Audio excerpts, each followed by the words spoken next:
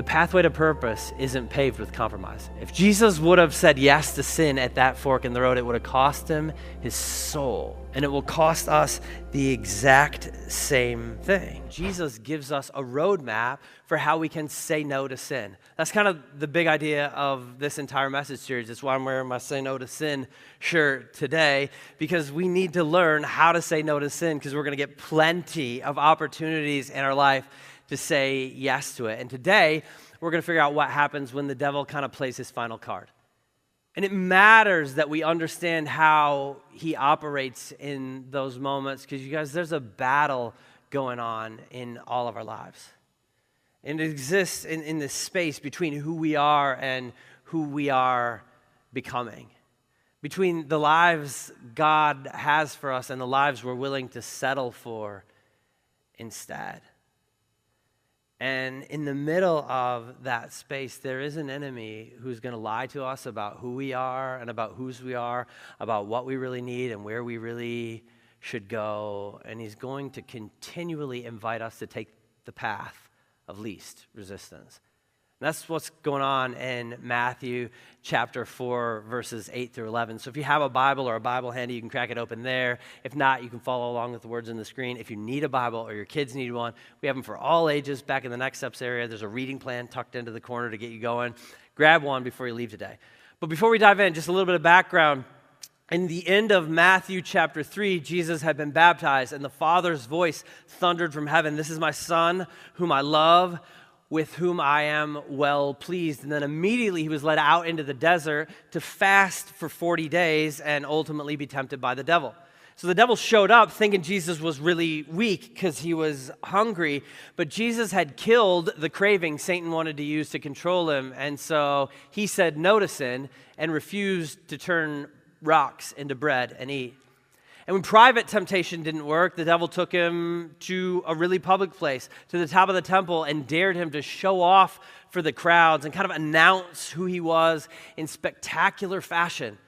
But Jesus wasn't about to chase an identity he already had by living for the approval of the crowds rather than from the approval of the Father. And so again, he said no to sin and refused to jump off the temple. And today we're going to kind of see the devil's last-ditch effort. He's going to throw the kitchen sink at him. He's like, all right, he didn't do either of those two things. Maybe I can get him with this one. And this is what it says in Matthew 4:8. Again, the devil took him to a very high mountain and showed him all the kingdoms of the world and all their splendor. Can you imagine this?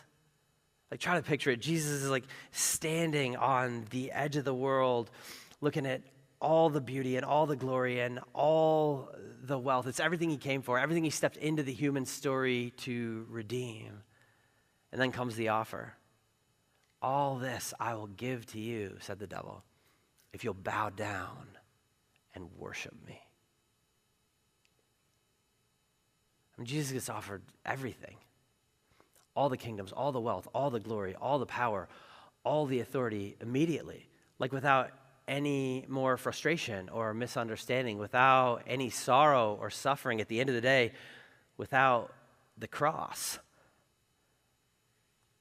Like if we're honest, most of us would think pretty long and hard about that temptation. Really, we think pretty long and hard about temptations that are way smaller than the whole world every single day of our lives, don't we? Because temptations are really tempting, but there are a few things I want us to see about the way Jesus handled this that help us say no to sin. And the first one is this: there's always a hidden cost included in temptation. There's an ask underneath the offer. There are strings attached every single time, more of them usually than we care to imagine. The most shocking thing about this third temptation of Jesus is how transparent the devil is about the ask. Because he's kind of at the end of his rope. He's trying, so he just throws it all out there. It's like, what I really want is for you to bow down and worship me. The problem in our lives, though, is that he's usually a little bit more subtle about what he's trying to get us to do. It's less honest, all cards on the table, and more like a Facebook Marketplace ad where it emphasizes the good stuff and doesn't mention some of the dings and the dents and the drawbacks.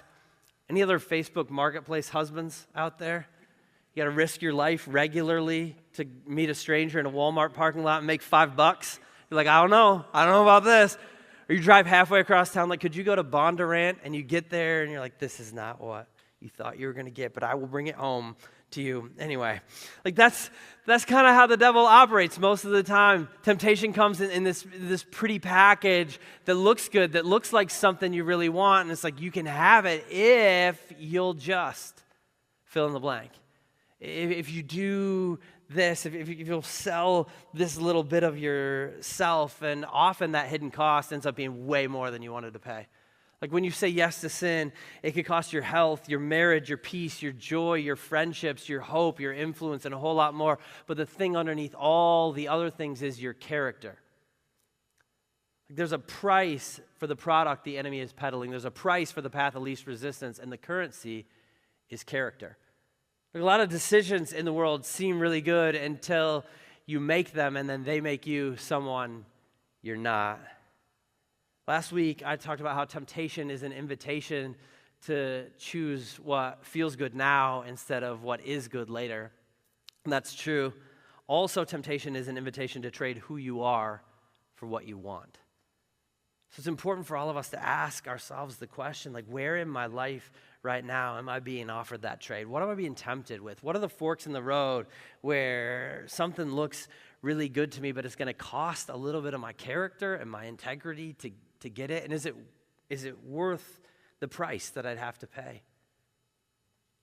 A few chapters after this in Matthew, Jesus seems to suggest it's not worth it when he rhetorically asks the question, what good is it for someone to gain the whole world, yet lose their soul? Second thing I want us to see in the story this morning is that at a fork in the road, we often get offered God's promises without God's process.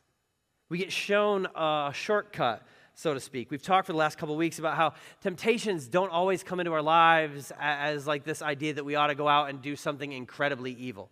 Like it's very unlikely that tomorrow morning you're going to be sitting at work and a voice is going to whisper into your ear, instead of finishing that project, you should electrocute your boss. Like I know some of you want to electrocute your boss. Don't raise your hands. That'd be weird. Don't do it. Not Courtney and Jeremy and John and Alyssa. Some people have perfect bosses. But like others of you might want to electrocute your boss. But you're not likely to do that tomorrow, right? I hope. Okay, so that's probably not what the devil's going to tell you to do. Instead, this temptation is going to come in kind of a pretty package as something you want. And it might even come as something God promised you. Don't miss this. In Matthew 4:9, the devil says he can provide for Jesus what the Father has already promised Jesus. 1,000 years before Jesus was born, Psalm 2 had this prophetic image. It said, you are my son, the nations will be your inheritance. I will give you the ends of the earth. 500 years before Jesus was born, Daniel had a vision of all tribes and all peoples and all tongues bowing down before the Messiah, giving him glory and honor and authority. And so in this moment of temptation, the devil is promising Jesus something Jesus already possessed, which seems dumb. Right? Like that's not a good temptation. If you show up at my house tomorrow and promise me that you'll give me my car if I worship you, I just don't think I'm going to be very interested in doing that. And not just because it's a dented duct tape Ford Focus. That's part of it, all right? But like it's already my dented duct tape Ford Focus. So what is the devil doing here? Well, he's not actually offering Jesus a different destination. He's offering him a different pathway to get there. He's basically coming to Jesus and saying, I can get you to the same place at a faster pace. And you guys, in our lives, he's going to come and say the exact same thing. He'll offer us a pathway to the very real promises of God that circumvents the process God wants to put us through on the way to get there. He offers us a shortcut that compromises our character. But here's the problem. The pathway to purpose isn't paved with compromise. If Jesus would have said yes to sin at that fork in the road, it would have cost him his soul. And it will cost us the exact same thing.